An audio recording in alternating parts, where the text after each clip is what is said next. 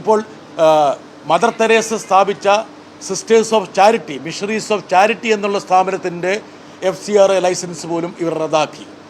കേന്ദ്ര സർക്കാരിൻ്റെ ചില നയങ്ങളെ കുറ്റപ്പെടുത്തി എന്നുള്ള പേരിൽ ആംനസ്റ്റി ഇൻ്റർനാഷണൽ, അതുപോലെ ഇവിടുത്തെ അന്തരം, പണത്തിൻ്റെ അന്തരം, അതായത് ഇനീക്വാളിറ്റി വർദ്ധിക്കുന്നതിനെക്കുറിച്ചുള്ള റിപ്പോർട്ട് കൊണ്ടുവന്ന ഓക്സ്ഫാമിൻ്റെ ലൈസൻസ്, അങ്ങനെ എണ്ണിയാൽ ഒടുങ്ങാത്ത സ്ഥാപനങ്ങളുടെ ലൈസൻസുകൾ ഇവർ റദ്ദാക്കിയിട്ടുണ്ട്. ഇത് സംബന്ധിച്ച് പാർലമെൻറ്റിൽ ഒരു ചോദ്യം ഞാൻ ചോദിച്ചിരുന്നു. ഏതൊക്കെ സംഘടനകളുടെ ലൈസൻസാണ് കഴിഞ്ഞ 10 വർഷക്കാലം റദ്ദാക്കിയത്? ഏതൊക്കെ സംഘടനകൾക്കാണ് പുതുതായിട്ട് ലൈസൻസ് അനുവദിച്ചത്?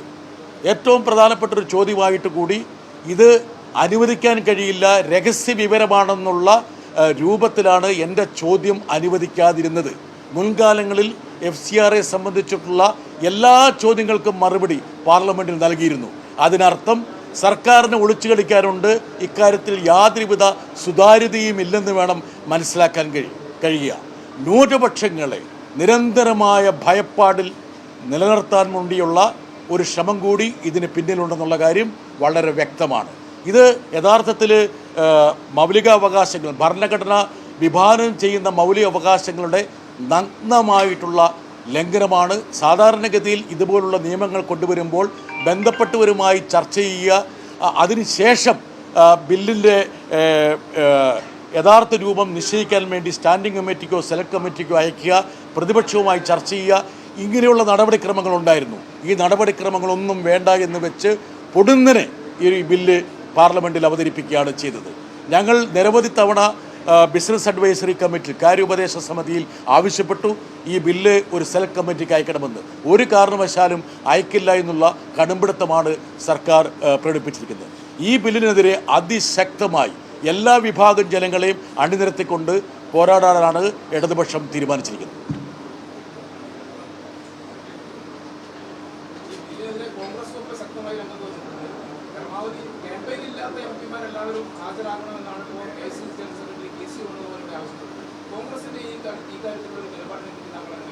അല്ല, കോൺഗ്രസും ഈ രംഗത്ത് പ്രക്ഷോഭത്തിന് വന്നത് സ്വാഗതാർഹമാണ്.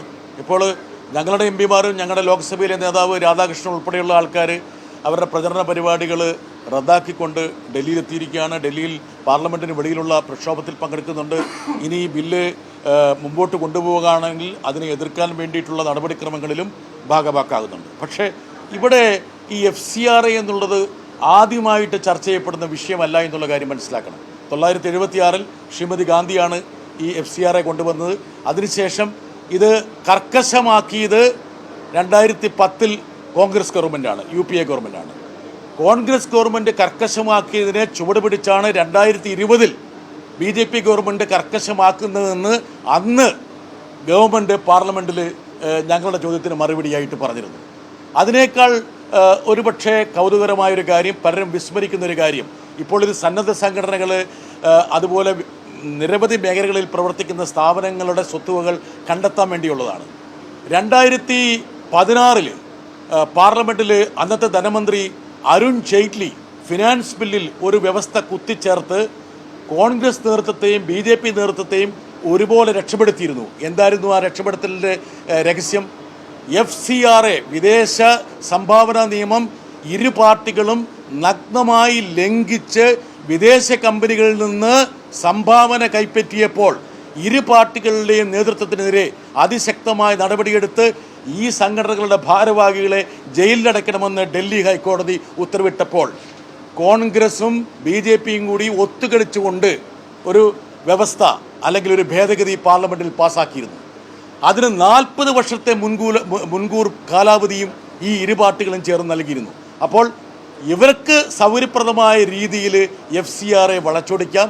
അതേസമയം ഇന്ത്യയിൽ ദരിദ്ര വിഭാഗങ്ങൾക്ക് വേണ്ടി, ആദിവാസികൾക്ക് വേണ്ടിയിട്ട് പ്രവർത്തിക്കുന്ന ആയിരക്കണക്കിന് സംഘടനകളുടെ പണവും സ്വത്തും കവരുന്നതിന് ഇവരെല്ലാവരും എന്താ പറയുക, അനുകൂലമല്ലാത്തൊരു നിലപാട് സ്വീകരിക്കുന്നു എന്നുള്ള ഒരു വിധി വൈപരീത്യം കൂടി ഇക്കാര്യത്തിലുണ്ട് എന്ന് ഈ വേളയിൽ ഞാൻ സൂചിപ്പിക്കുകയാണ്.